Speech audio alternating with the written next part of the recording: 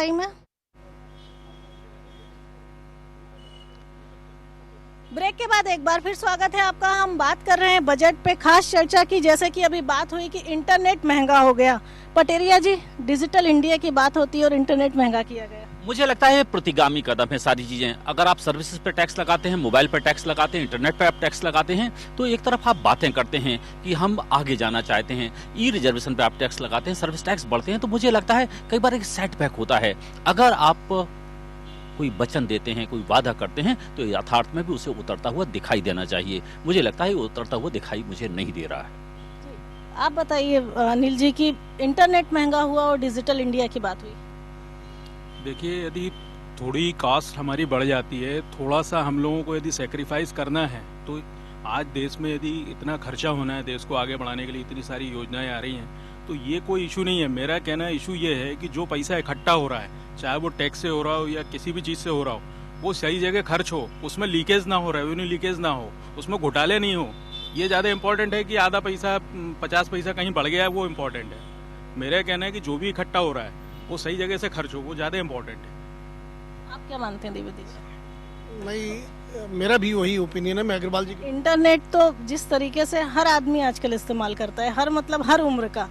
अगर हम आप व्हाट्सएप की बात करेंगे, मोबाइल में इंटरनेट की बात करेंगे, तो हर एज ग्रुप के लिए। अब ये नहीं कह सकते कि केवल युवाओं के लिए। हाँ नहीं, लेकिन ये बहुत खास महंगा नहीं हो रहा है इसमें। जो अभी इनने उसमें किया है, तो उसमें इससे इंटरनेट, मोबाइल ये ज़्यादा महंगे नहीं होने वाले हैं। तो इसलिए डिजिटल इंडिया तो उनका प्राइम एक वो है जिसको उनको आगे बढ़ाना है। इसलिए मैं ऐसा नहीं सोचता हूँ कुछ होगा। दूसरा, जैसे स्किल डेवलपमेंट का उन्हें किया है। अब देश में 65% युवक हैं और उनको अच्छे प्रशिक्षण की आवश्यकता है। बल्कि इसमें और हम ये एक तरह का प्रस्ताव ये था कि जो इंडस्ट्री स्किल अपग्रेडेशन के लिए कुछ काम करेंगे, उनको कुछ इंसेंटिव देने की ज़रूरत थी। पर इन्हें बहुत अच्छा काम किया है। 17,000 करोड़ का प्रोविजन किया है और उसमें करीब 1500 स्किल डेवलपमेंट सेंटर मिलेंगे। जैसा कि आप कह रहे थे कि राशि कम लगती है, इसमें राज्य सरकारों को भी थोड़ा बहुत योगदान देना पड़ेगा, तो प्रशिक्षित लोग मिलेंगे। अभी बड़ी दिक्कत है, लोगों को रोजगार नहीं मिलता और इंडस्ट्री को आदमी सही नहीं मिल पा रहे हैं, तो वो गैप इससे फिलअप हो जाएगा। स्टार्टअप की भी बात हुई है, इससे कुछ अंतर आएगा? नहीं, स्टार्टअप का तो बहुत ही इम्पोर्टेंट है। स्टार्टअप के लिए ये जो स्टेप उन्होंने लिया है, ये और पहले लिया जाना था, लेकिन अभी लिया है, बहुत अच्छी बात है। देर आए दुरुस्त आए, क्योंकि जो नए लोग हैं, जो नए एंटरप्रेन्योर हैं, जो यंग लोग हैं, हमारा जो यंग माइंड है, वो सारा बाहर जा रहा है। आपने अभी बीच में पढ़ा होगा कि पीएम ने किसी को रोका जो कि बाहर नौकरी लग रही थी नासा में, वो अपने यहाँ करेगा। तो ये ब्रेन ड्रेन जो हो रहा है, इसके हिसाब से ये बहुत इंपॉर्टेंट है। और यहीं सारी फैसिलिटी क्रिएट हो, यहाँ के लोगों को रोजगार मिले। और एंटरप्रेन्योरशिप का डेवलपमेंट स्टार्टअप के रूप में ही मिलता है। उनको पैसा यदि गवर्नमेंट देती है और इक्विटी उनको मिल रही है विदेशों से, तो ये बहुत अच्छी बात है। जी प्रदीप जी, आप बताइए। ये भी जहाँ तक मुझे याद आ रहा है, ST स्टूडेंट्स के लिए, एंटरप्रेन्योरशिप के लिए भी सरकार ने फंड क्रिएट किया है। प्रत्येक माने एक बैंक ब्रांच से 2 प्रपोजल अप्रूव करने को कहा है और शायद 500 करोड़ की राशि भी ऐसे बच्चों को जो इससे कुछ अंतर आएगा, रोजगार की चीजों में कुछ अंतर आएगा, बिजनेस को लेके कुछ? अल्टीमेटली ये हमको एक्सेप्ट करना पड़ेगा कि चाहे सरकार हो या प्राइवेट सेक्टर हो, ये दोनों ही रोजगार एम्प्लॉय के रूप में नहीं दे सकते। हमें एक्सेप्ट करना पड़ेगा। हमारे यहाँ धीरे धीरे स्वरोजगार और एंटरप्रेन्योरशिप को ही बढ़ावा देना पड़ेगा और सरकार उस दिशा में, चाहे वो स्टार्टअप हो, चाहे एंटरप्रेन्योरशिप की स्किल डेवलपमेंट हो, इन सब में प्रयास करेगी। क्योंकि ये निश्चित फैक्ट हो गया है कि हम सब मिलके भी अब जॉब नहीं दे पाएंगे, जॉब क्रिएटर बनाने पड़ेंगे। एक चीज़ और है कि स्टार्टअप की बात हो रही है, रोजगार मिलेगा, और साथ में EPF जमा करने की बात हुई है कि 3 साल तक जो नए कर्मचारी हैं उनका सरकार देगी। तो इस तरह का फैसला से क्या? इसमें सीधे सीधे जो एम्प्लॉय है उसको फायदा होगा। सरकार अगर भर रही है तो उसको पैसा तो उसी को एम्प्लॉय को मिलने वाला है। तो उसको तनख्वाह के रूप में मिल रहा है कि या फंड के रूप में मिल रहा है? फंड के रूप में मिलेगा तो वो उसको आगे जब पेंशन के रूप में उसको बेनिफिट मिलता है, या जब रिटायरमेंट होता है तो रिटायर के बाद उसको इकट्ठा पैसा मिलता है। तो ठीक है, लेकिन अभी कितनी सरकारी नौकरियां हैं, या ये माना जाए कि जो है उनमें लोग नहीं जा रहे हैं? देखिए, जो सरकारी नौकरी है, जो अभी प्रदीप जी ने कहा कि धीरे धीरे, जो मोदी जी का भी कहना है कि हमें रोजगार लेने वाला नहीं, रोजगार देने वाला बनना चाहिए। जॉब क्रिएटर बने हम। जब हम काम करेंगे, हम एक आदमी अगर 4 आदमी को रोजगार देगा तो नेचुरली रोजगार के अवसर बढ़ेंगे, क्योंकि सरकार भी कितने लोग को रोजगार देगी। अब ईज ऑफ डूइंग बिजनेस में भी हम बात करें, बजट के अंदर भी जो है नई कंपनी बनाने के लिए उन्होंने कर दिया है कि एक दिन में नई कंपनी आप क्रिएट कर सकते हैं। ऑनलाइन सुविधा ले आए हैं न रोजगार देगी, न रोजगार देने की स्थितियां हैं। क्रिएटर बनाना पड़ेगा जो रोजगार दे, उसके लिए फिर ये 3 साल के पीएफ भरने का तमगा किस लिए, ये नया शिगुफा किस लिए? नहीं, जो गवर्नमेंट के एम्प्लॉय आएंगे या कुछ अभी उसके डिटेल्स और आएंगी, हो सकता अभी आएंगे तो हाँ नहीं हो सकता है कि उसकी बजट की डिटेल अभी और जब पढ़ने में आएंगी, हो सकता है कि जो प्राइवेट में है उसके लिए भी कुछ ना कुछ प्रोविजन ला रहे हो कि गवर्नमेंट में तो नए जॉब नेचुरली बहुत ज़्यादा नहीं क्रिएट होंगे, तो जो प्राइवेट में भी आ रहे हैं हो सकता है कि गवर्नमेंट उस स्कीम उसको भी कवर कर रही हो। अभी वो डिटेल्स बजट की और धीरे धीरे समझ सामने आएंगी जब पता पड़ेगा। जी अनिल जी, आप क्या बताएं? पीएफ का जो स्टेप लिया है ये तो वेलकम स्टेप है, लेकिन एक पीएफ की जो रियलिटी है उस पर गवर्नमेंट को विचार करना चाहिए। अभी मैंने कल ही आज ही कहीं पढ़ा है कि जो 70% लोग हैं वो ईपीएफ को पसंद नहीं करते, वो चाहते हैं कि उनको कैश सैलरी मिले, क्योंकि जो ईपीएफ के जो प्रोसीजर हैं तो उनको पैसा वापस जब उनको चाहिए होता है या वो कंपनी बदलते हैं जब, तो पैसा उनको इजीली नहीं मिलता। तो इस पर भी तो ध्यान दें, पीएफ का सरल करें प्रोसीजर। 70% लोग जो है नहीं चाहते कि पीएफ उनका काटा जाए। इस रियलिटी को गवर्नमेंट को समझना चाहिए। चलिए अब हम थोड़ी सी बात करते हैं, कुछ राजनीतिक बातें करते हैं। रजनीश जी, आपसे पूछेंगे, मनरेगा की स्कीम आपकी सरकार को कभी पसंद नहीं आई और अच्छा खासा बजट दिया गया, उसके लिए क्यों? देखिए दीप्ति जी, बहुत अच्छा सवाल किया आपने। मनरेगा की जो स्कीम हमें पसंद नहीं आई थी, वो परिवर्तन इस 2 साल में दिखे हैं। पिछली बार जब हमने बजट किया, आपको बताते हुए मुझे गौरव होता है कि जो पिछले बार बजट था वो पिछले जब से इन्होंने स्कीम लेके आए थे उसके अभी तक का सर्वाधिक बजट था, और खर्च करने में भी वो बजट खर्च करने में भी सर्वाधिक था। 94% सीधे खातों में पैसा मजदूरों के देने वाली ये सरकार बनी। 57% महिला मजदूरों को भुगतान करने वाली ये सरकार बनी। सबसे ज्यादा SC ST को मजदूरों को भुगतान करने वाली ये सरकार बनी। और अभी जो पैसा बढ़ाया है छोटी सी बात करते हैं। चलिए, मनरेगा के लिए स्कीम अब अच्छी हो गई, लेकिन लेकिन अगर मुझे लगता है रजनीश जी सर्विस टैक्स बढ़ा, कारपोरेट टैक्स नहीं बढ़ा। पिछली बार बढ़ा था, तो क्या है, केवल आप बोलते हैं गरीबों को देखा गया और किसानों को देखा गया, SC ST को देखा गया, लेकिन कारपोरेट टैक्स में अभी भी कोई बदलाव नहीं हुआ है। मैं मनरेगा वाली बात पूरी कर दूं, कारपोरेट टैक्स के बारे में भी आपको बता दूंगा। 5 लाख तालाब, नहरों की साफ सफाई संधारण और 10 लाख बर्मी कंपोस्ट की यूनिट बनाने इस मनरेगा के काम से होगा, जो काम प्रोडक्टिविटी बढ़ाता है, यानी उससे उत्पादन बढ़ता है और उसके कारण एक पूरी साइकिल अर्थव्यवस्था की खड़ी होती है। दूसरी बात, जो आप कारपोरेट टैक्स की बात कर रहे हैं, पिछली बार कम किया था कारपोरेट टैक्स 1% और इस बार नहीं किया। 22-23% कांग्रेस के शासनकाल में कारपोरेट टैक्स का कलेक्शन होता रहा है, जो बहुत कम है, और लगातार उस दिशा में बढ़ाने की तरफ सरकार बढ़ी। और वो मुझे लगता है जी, मनरेगा अच्छा लगता है बीजेपी को? मनरेगा तो इन्हें अच्छा इसलिए लगेगा कि जो रूरल एरिया है, रूरल एरिया में अगर आपको परचेजिंग पावर बढ़ानी है, उनकी परचेजिंग रीच बढ़ानी है, तो इसके अलावा इनके पास कोई दूसरा उपाय नहीं था। दूसरी चीज़ मैं कहूँ कि भारतीय जनता पार्टी को झूठ बोलने से अब कम से कम परहेज करना चाहिए, ये क्योंकि इनके पूरा एक्सपोज हो चुका है। इनका पिछले साल का बजट 34,000 करोड़ रुपए का था, और 34,000 करोड़ पूरी बात है, आप बिल्कुल दीजिएगा, 34 पूरी बात सुनिए, 34,000 करोड़ का इनका बजट था। 34,000 करोड़ में 6,000 करोड़ रुपया उसके प्रीवियस ईयर का जो है ड्यूज था, जो इनको पे करना था। ऐसे 40,000 करोड़ रुपए का बजट इनका पिछला था। अभी ये 38,000 करोड़ का बजट है, और ये कह रहे हैं कि साहब जो है आज तक का सबसे बड़ा बजट है। अब दूसरी चीज मैं ये कहूँ कि ये तालाब नहीं खोद रहे हैं, ये आप करेक्शन कर लें, क्योंकि इनने पढ़ा नहीं है, ये ऊपर की बात पढ़ के आए। इसमें 5 लाख कुएं बनाए जा रहे हैं, और जो कुएं बनाए जा रहे हैं, तो इसमें मैं आपसे ये कहना चाहता हूँ कि कुआं जो है वो इन्वॉल्व करता है, जो जियोफिजिकल जो सर्वेक्षण में आप जाएंगे तो वो भूगर्भ का जल इन्वॉल्व करता है। अगर हम 5 लाख कुएं खोदते हैं तो ये हम भूगर्भ जल की कॉस्ट पर करते हैं, और सरफेस वाटर बहकर चला जाता है। तो कोई भी जो प्लानिंग होनी चाहिए देश के अंदर, अगर हम किसी संसाधन का उपयोग करना चाहते हैं तो इस बात को दृष्टिगत रखकर करनी चाहिए कि हम जिन संसाधनों को झोंक रहे हैं, उन संसाधनों से हमें लॉन्ग रन में अर्न क्या होने वाला है। अगर हम अपने सरफेस वाटर को पूरा बहा देंगे और उसके बाद भूगर्भ जल वाटर पूरा खींच लेंगे, तो देश के पास जो है पानी की क्राइसिस आएगी, उसका इनके पास कोई उत्तर नहीं है। ये जी बड़ी अजीब सी बात है कि मनरेगा मनरेगा को अब अच्छा लगने लगा है, और जैसा कि अंजलि जी बता रही थी कि पूरा बजट ऐसा आया है कि लग रहा है एग्रीकल्चर का बजट हो, SC ST की भी बात की गई है। तो क्या लगता है बजट में? दीप्ति जी, भारतीय जनता पार्टी ने सत्ता में आते ही कहा था कि मनरेगा असफलताओं का एक स्मारक है, और मुझे लगता है जब आप एक पॉलिटिकल स्टेटमेंट देते हैं तो या तो वो बात सही थी या आज जो एलोकेशन किया वो बात सही है। दोनों के बीच में दोनों चीजें सही नहीं हो सकती हैं। ये किसी चीज को आप खराब भी बताते हैं और असफलताओं का प्रतीक बताते हैं, और आज आप बजट एलोकेशन करते हैं। मुझे लगता है कि पॉलिटिकली स्ट्रिक्ट करना है ये मुझे बिल्कुल पसंद नहीं आता है, और देश की जनता को पसंद नहीं आता है। अगर आपको कोई चीज पसंद नहीं है तो उसे आप स्क्रैप करके की ताकत दिखाइए। मुझे लगता है कि अगर ये पैसा दिया गया है तो इसका सदुपयोग करने की व्यवस्था भी की जाए तो बेहतर होगा। अन्यथा कहीं ना जैसा पहले व्यर्थ बहता रहा है, जो लोगों को काम मिलना चाहिए उसकी जगह डोजर और डंपर काम करते हैं, पोकलेन मशीनें काम करती हैं, स्तर विदित हो गया है। लेकिन कुछ लगता नहीं कि जिस तरह से मनरेगा की बात हुई है, किसानों की बहुत बात हुई है, तो कहीं ना कहीं बीजेपी को ये लग रहा है कि नहीं अब चलो गांव की ओर वाली बात हो रही है। दीप्ति जी, मैंने शुरुआत में कहा था कि परसेप्शन का बजट है। भारतीय जनता पार्टी को पिछले 3-4 या 6 महीने के अंदर जो चुनाव हुए हैं ग्रामीण क्षेत्रों में बहुत ही सेटबैक का सामना करना पड़ा है, और शेरपुर में प्रधानमंत्री ने जिस तरह से आके कहा था कि हमें किसान विरोधी बताया जाता है, बड़े उद्योग घरानों का उसका मतलब ही था कि हम समर्थक माने जाते हैं।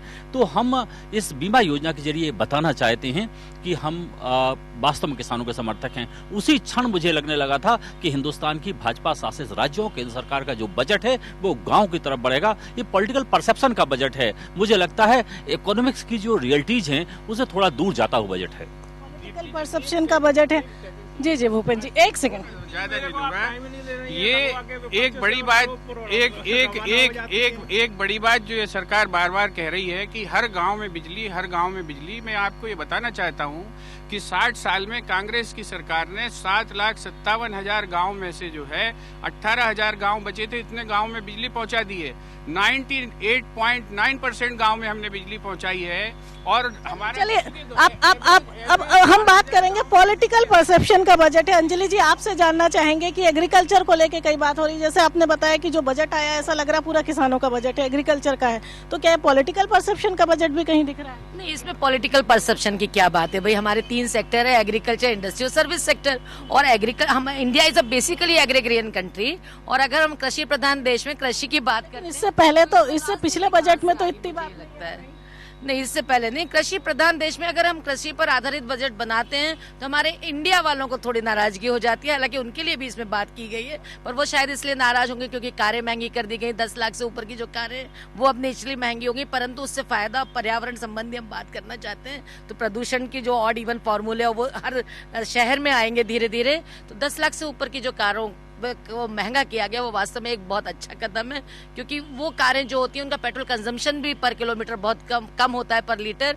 तो ये एक अच्छा कदम मुझे पर्यावरण की, क्योंकि हमारा सारा जो डिबेट चल रहा था वो, तो मुझे लगता है पर्यावरण संबंधी एक बहुत अच्छी बात हुई। आप जी जी, तो ये मतलब जो सबसे बड़ी बात यही है कि जो कारें महंगी की गई तो कहीं ना कहीं थोड़ा सा असर हमें पड़ेगा, और पब्लिक ट्रांसपोर्ट को हम बढ़ाने की अगर इसमें बात करते तो और ज्यादा अच्छा होता। कारें महंगी हो गई हैं, लेकिन अगर हम बात करें इस चीज़ की कि चलिए कारें महंगी हुई, डीजल को प्रदूषण से बात पर्यावरण को ध्यान में रखकर किया गया, लेकिन अगर हम बात करें किचन की तो आप दोनों से ही मैं जानना चाहूंगी कि आपको क्या लगता है कि आपके किचन में क्या अंतर आया इस बजट का? किचन का बजट इससे कैसा हुआ? किचन में मुझे लगता है कि किचन में एज सच हमें ज़्यादा असर नहीं होगा। जो एक एलपीजी कनेक्शन वाली बात की है वो मतलब जितना महंगा किचन था उतना ही रहेगा, राहत भी नहीं। जी, राहत नहीं मिली है इस बार। किचन में कोई राहत नहीं है गृहिणियों को इस बजट से। और एलपीजी कनेक्शन ज़रूर दिए गए हैं जो गरीब महिलाओं को जो धुएं में खाना बनाते थे उन लोगों को कुछ राहत मिली है इस बजट से। तो वो कह सकते हैं कि उन महिलाओं के लिए ये एक अच्छी बात हो सकती है। गरीबों के किचन में राहत मिली है। और अगर हम बात करें एक मिडिल क्लास की, अपर मिडिल क्लास की, ज्योति जी को तो बहुत सोचना पड़ा कि किचन में क्या अंतर आया। आप बताइए, अगर हम बात करें इससे कि आप एक गृहिणी भी हैं, किचन देखती हैं, तो किचन के बजट पे क्या? किचन में सबसे ज्यादा अगर हम इस समय परेशान है, इन्फ्लेशन कम हो रहा है पर फूड इन्फ्लेशन बढ़ रहा है। और फूड इन्फ्लेशन बढ़ रहा है, एक गृहिणी परेशान होती है जब प्याज 100 रुपए किलो हो जाता है, या गृहिणी परेशान है जब दाल 200 रुपए किलो है। तो दालों का तो कंजम्पशन कहते हैं कि 50% हमारा घट चुका है। तो इस बजट में एक कहीं बात दिख रही है कि दालों के उत्पादन के लिए 500 करोड़ की अतिरिक्त व्यवस्था की गई है। तो हो सकता है कि दालों के उत्पादन में जो 500 करोड़ की व्यवस्था की है तो उससे कुछ हमारी दालों की प्राइसेस कुछ डाउन होने की तरफ आए। और दूसरी बात, कृषि क्षेत्र को जो भी प्राथमिकताएं दी जा रही है अंततः लॉन्ग रन में हमको, लॉन्ग टर्म में तो हमको एडवांटेज मिलेगा ही। और जो हम वर्तमान में एक गृहिणी जो परेशान होती है, वो सुबह से उठती है तो उसको सबसे पहले बच्चों को नाश्ता देना होता है, उसको बच्चों का टिफिन बनाना होता है, तो वो सब्जी और दाल इसमें जूझती रह जाती है। तो उस दिशा में अगर हम एग्रीकल्चर को प्रोत्साहन दे रहे हैं, कृषि की तरफ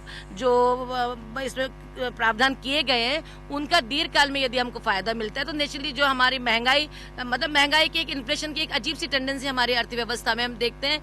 फूड इन्फ्लेशन बढ़ता है, खाद्यान्न बढ़ रहा है, खाद्यान्न की कीमतें बढ़ रही हैं, और जो इलेक्ट्रॉनिक गुड्स है उनकी कीमतें कम हो रही हैं। तो लग्जरी आइटम सस्ते हो रहे हैं और आम आवश्यकता की वस्तुएं जो हैं, जो मुख्यतः जो कृषि से आती हैं, वो महंगी हो रही है। तो कृषि पे जो बजट का प्रावधान जितने किए गए हैं और कृषि पे जितनी स्कीम्स बनाई हैं, देखिए अभी तो ये बजट का एक ऊपरी सतह हमारे सामने है। जब इसकी इंटेंसिव स्टडी होगी अंदर, जब ये क्रियान्वयन में आएगा, तब हमको समझ में आएगा कि इसके लॉन्ग टर्म फायदे हमको मिलेंगे। क्योंकि कृषि क्षेत्र की वजह से हम पिछले कई सालों से परेशान रहे हैं। 65 साल बाद भी हमारा किसान आज दम तोड़ देता है, तो उस स्थिति में कुछ हमें इससे लाभ मिलेंगे यदि एक बड़ा क्वेश्चन मार्क है यहाँ पर। वो बड़ा क्वेश्चन मार्क है प्रॉपर इम्प्लीमेंटेशन का। जितनी हमारी नीतियां हैं उन नीतियों का सही क्रियान्वयन किया जाए और वो सही आदमी के हाथ में सही पैसा पहुंचे। मतलब कि अभी माना जाए तो आपके किचन पे कोई असर नहीं, बहुत ऐसा नहीं है। खास सर्विस टैक्स की वजह से वो किचन में नहीं होगा, पर जब हम होटल में खाना खाने जाएंगे तो वहाँ हमें ज्यादा बड़ा बिल चुकाना पड़ेगा। जी नेहा जी, आप बताइए कि फौरी तौर पे अगर देखा जा रहा है कि लॉन्ग टर्म में देखें तो अंजलि जी का मानना है कि किचन के बजट पे असर होगा,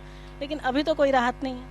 मुझे लगता है कि निश्चित तौर पे जिस प्रकार से दाल लंबे समय से महंगी चल रही है, चावल महंगा हो रहा है, सभी चीज़ें, और किसान त्राही कर रहा है, इस प्रकार डीजल का रेट जो बढ़ गया है, ट्रांसपोर्टेशन का रेट जो बढ़ गया है, इससे जो रोजमर्रा की जिंदगी है, जो महिलाएं हैं, जो आम आदमी है, वो इसके लिए परेशान जरूर है। वहीं एक तरफ इन्होंने 1 लाख करोड़ की जो सब्सिडी है वो पहले तो संपन्न लोगों को दे दी और आज कहते हैं कि गरीबों का बजट है। तो ये एक प्रकार से जुमला सरकार है और अच्छे दिनों का जो इनका वादा था ये जुमले में कन्वर्ट हो गया है। दूसरी तरफ मैं आपको ये भी कहना चाहूंगी कि मेक इन इंडिया का जो सपना इन्होंने दिखाया है, डिजिटल इंडिया का जो सपना इन्होंने दिखाया है, कहा है कि 600 करोड़ घरों तक ये पहुंचेंगे, डिजिटलाइज करेंगे। यहाँ पर ये एक राजधानी मध्य प्रदेश की भोपाल, उसमें तो रजिस्ट्री को ऑनलाइन प्रॉपर तरीके से चला नहीं पा रहे हैं। स्वच्छ भारत अभियान के नाम पे इन्होंने इनडायरेक्ट टैक्सेस लगा दिए हैं। स्वच्छता के नाम पर यहाँ पर जब शौचालय घोटाला एक छोटी सी डिस्ट्रिक्ट में 100 करोड़ तक पहुंच जाता है, तो आप देखें कि किस प्रकार से ये कमर तोड़ने वाला बजट है। और ये जब तक करप्शन जो है, जहां से ये एलोकेट होता है बजट, वहां से इम्प्लीमेंटेशन तक अगर करप्शन पे एक रोक नहीं लगाते हैं तो आप कितनी भी घोषणाएं कर लें, कितनी भी योजनाएं ले आए, आप विफल ही रहेंगे। अनिल जी, एक बड़ी बात आई है कि कितनी भी योजनाएं ले आए, कितनी घोषणाएं कर लें, जो आप लोग बात कर रहे थे कि करप्शन पे जब तक लगाम नहीं लगेगी कुछ नहीं हो सकता, सारा फेल है बजट। तो क्या तरीके कोई है सरकार के पास? बिल्कुल, तरीके, बहुत सारे तरीके हैं। जैसे अभी जो आपका लोकायुक्त है वो है, इसके अलावा ऐसा नागरिकों के लेवल पे जो एक उन्होंने नहीं, ये तो बहुत पुराने तरीके हैं जिनसे कभी भी करप्शन नहीं रुका। डायरेक्ट उन्होंने तरीका जो एक, आप डायरेक्ट उनसे जितना ज़्यादा आप ऑनलाइन करेंगे और जितना ज़्यादा सोशल साइट्स के थ्रू हम लोग उनको अप्रोच कर पाएंगे, आपस में इंटरेक्शन होगा, तो ये चीज़ें ख़त्म होंगी। इससे ज़्यादा मैं इम्पोर्टेंट बात आपको ये बताना चाह रहा हूँ कि अभी जो आपकी चर्चा हो रही थी तो ये बात हुई कि महंगाई है। तो मेरा कहना है कि जो हम लोग मैन्युफैक्चरर हैं, जैसे हम लोग मैन्युफैक्चरर हैं, तो हमारे लेवल पे जो जिस रेट पे माल बिक रहा है, जैसे आज चावल का एग्जांपल ले लें, तो हम लोग 35 रुपये किलो, 40 रुपये किलो बासमती बेच रहे हैं, लेकिन जब वो रिटेल में जा रहा है, जब इनके पास पहुंचेगा जो कंज्यूमर है, तो वो 100 रुपये हो जा रहा है। तो मैंने ये बात कई बार इस चीज़ को उठाया है कि यदि हम लोग प्रोड्यूसर डायरेक्ट यदि दे पाएँ कंज्यूमर को, तो उसको माल बहुत सस्ता मिलेगा और ये महंगाई की बात ही खत्म हो जाएगी। ये जो बीच में जो बिचौलिए हैं और जो इतने सारी चैनल उसके वो जो लोग हैं बीच में, उनके कारण महंगा हो जाता है सामान। बिचौलियों के कारण महंगा होता है। बड़ी लंबे सालों से चली आ रही व्यवस्थाएं हैं, तो कैसे खत्म हो सकती है ये इस तरह के सुधार? टेक्नोलॉजी के उपयोग से, जब इस समय ऑनलाइन जो चीज़ें हो रही हैं और टेक्नोलॉजी का जितना अधिक से अधिक उपयोग करेंगे, उससे ये करप्शन भी कम होगा, लोगों को परेशानी भी कम होगी। और इस बजट में भी उनने किया है इस वजह से उन्हें कई सारे टैक्स के जो ये टैक्सेशन के सिस्टम्स हैं उन्हें कई सारे बर्डन्स को रिड्यूस किया है और उसके रिडक्शन के बाद तो प्रक्रियाओं को ईज ऑफ डूइंग बिजनेस में उन्होंने काफ़ी कुछ किया है। उन प्रक्रियाओं को काफ़ी रिड्यूस किया है, बहुत सारे उसमें डिटेल में हैं और कागज आएंगे तो पता लगेगा अपने को। तो जब ये कंप्लाइंसेस को रिड्यूस कर दिया, बहुत सारे सिस्टम्स में जो और स्टेप्स थे उनको कम किया है, उससे करप्शन रुकेगा भी और टेक्नोलॉजी का उपयोग यदि अपन ऑनलाइन करेंगे तो उससे चीज़ें भी जल्दी होंगी और करप्शन भी रुकेगा। प्रदीप जी, आप मानते हैं कि टेक्नोलॉजी के यूज से ऐसा हो सकता है? देखिए, करप्शन इंडिविजुअल एक सब्जेक्ट है। आप टेक्नोलॉजी से उसको कम ज़रूर कर सकते हैं और निश्चित तौर पे दुनिया में जहाँ भी टेक्नोलॉजी आई है और जहाँ पर भी खास तौर पे जो लोअर लेवल है, एग्जीक्यूशन लेवल है, जहाँ पर पब्लिक डीलिंग होती है, वहाँ पर करप्शन की कमी निश्चित आती है। चाहे हम बहुत सारे क्षेत्र देखें जहाँ जहाँ चाहे रेलवे हो, चाहे मेडिकल सुविधाएं हैं, जहाँ जहाँ ऑनलाइन सुविधाएं आई हैं, वहाँ पर आपको नॉर्मल लेवल से करप्शन हट गया है। ऑनलाइन भी टैक्स है मध्य प्रदेश में, तो ऑनलाइन पर भी टैक्स है। हाँ, अभी लगाया, 2 स्टेट में ऑलरेडी पहले है परचेजिंग पे, क्योंकि वही सरकार का घाटा हो रहा है। बाहर से एमपी के बाहर से माल आ रहा है और यहाँ पर बिक रहा है, तो लोकल कस्टमर दुकानदार। जो केंद्र सरकार है उसने इसको बढ़ावा देने की बात कही है कि जो इस तरह से इंटरनेट के जरिए शॉपिंग होती है, सेस को कम किया, तो इस तरह से कॉन्ट्रडिक्शन हो गया। नहीं, ऑनलाइन को बढ़ावा दे रही ठीक है, लेकिन अब स्टेट गवर्नमेंट का भी रेवेन्यू कम हो रहा है। भाई उसको रेवेन्यू करना है, क्योंकि जो दुकानदार है वो बेच रहा है, उसका माल कम बिक रहा है, बाहर से माल आ रहा है, तो वो गवर्नमेंट को ऑनलाइन पे पेमेंट लेके वो अपना बराबर कर रहा है। तो गवर्नमेंट को भी रेवेन्यू कहीं ना कहीं से तो बराबर करना है ना, यहाँ से नहीं मिल रहा वहाँ से ले रहा है। लेकिन इसलिए इसमें क्या होगा, लेवल प्लेइंग फील्ड हो जाएगा। जो लोकल दुकानदार है उसका माल कम बिक रहा था, उसका माल भी अब थोड़ा सा बिकेगा, क्योंकि 5-6% अगर टैक्स बाहर से आने पर लगेगा तो नेचुरली लोकल वाला भी उसको कम्पीट कर पाएगा, क्योंकि उसका माल जो महंगा पड़ रहा था कि बाहर वाला लमसम लेके उसके एस्टेब्लिशमेंट कॉस्ट कम हो जाती थी। तो यहाँ जो 6% का ये भी कंपटीशन दे पाएगा। शायद लोकल का होगा तो लोकल का टैक्स मिलेगा फिर गवर्नमेंट को। अच्छा, इस पूरे बजट को लेकर जो बात की जा रही है कि जैसे कि अंजलि जी ने कहा कि एग्रीकल्चर बेस्ड बजट है और ऐसा लग रहा है कि केवल एक ही सेक्टर के लिए बजट आया है, आप क्या मानते हैं? नहीं, एक सेक्टर के लिए तो नहीं है, इसमें इंफ्रास्ट्रक्चर भी है। तो जिससे एमएसएमई यूनिट करेंगी, इंफ्रास्ट्रक्चर से रिलेटेड जितनी भी यूनिट बने, सीमेंट प्लांट हैं, स्टील वाले हैं, वो यूनिट को असर पड़ेगा। और फूड प्रोसेसिंग यूनिट जो है, फूड प्रोसेसिंग बहुत बड़ा वास्ट है। लेकिन एग्रीकल्चर के लिए जो प्रोविजन किए उससे क्या लगता है कि कुछ सुधार होगा सेक्टर में? बिल्कुल सुधार होगा, बिल्कुल सुधार होगा। इसकी नितांत आवश्यकता थी और स्टेट गवर्नमेंट का भी फोकस है। और जो ये कृषि प्रधान प्रदेश है उनके लिए तो बहुत भले की बात है। और उसमें जो ग्रामीण मानी ये जो बजट है, ये एक तरह से ये ग्रामीण विकास, आर्थिक विकास के साथ सामाजिक ढांचा के सुधारने का भी प्रयास किया गया है। आप लोगों को बजट बहुत अच्छा लग रहा है शायद। अगर ये एक मिनट में आपको बताऊं, यदि जो फाइनेंस मिनिस्टर ने कहा है 7th पे कमीशन के साथ यदि 3.5% फिजिकल डिफिसिट को मेंटेन कर ले जाते हैं तो बड़ी पुरुषार्थ की बात होगी। अनिल जी, एक बात आ रही है कि जिस तरह से एग्रीकल्चर सेक्टर को बढ़ावा दिया जा रहा है, तो फूड इन्फ्लेशन जो बढ़ रहा है, जिससे सीधे तौर पे आम आदमी को फर्क पड़ता है, उस पे असर आएगा, उसमें अंतर आएगा? नहीं, मैंने अभी इन्फ्लेशन की बात कही थी। फूड इन्फ्लेशन उसका मेजर पार्ट था कि ये जो सिस्टम हमारा जो डिस्ट्रीब्यूशन का है, जो कंज्यूमर तक फार्म से फोर्थ तक जो माल पहुंचता है, उसमें यदि बदलाव किया जाए तो कंज्यूमर को काफ़ी सस्ता इसके अंदर माल मिलेगा। और बजट जैसे आपने बोला कि बहुत अच्छा हम लोगों को लग रहा है, ऐसा नहीं है। बजट में माइनस भी है। बजट में जैसे 10% डिस्ट्रीब्यूशन टैक्स और लगा दिया है, तो वो हालांकि अमीरों पे लगाया है, इसलिए इशू नहीं है, लेकिन स्टेप रेट्रोग्रेड है। वो स्टेप ऐसा है कि 10 साल पहले के उसमें ले गए वो हमको। बाकी बजट में माइनस भी है, प्लस भी है, लेकिन प्लस निश्चित रूप से ज़्यादा है। चलिए पटेल जी बताइए।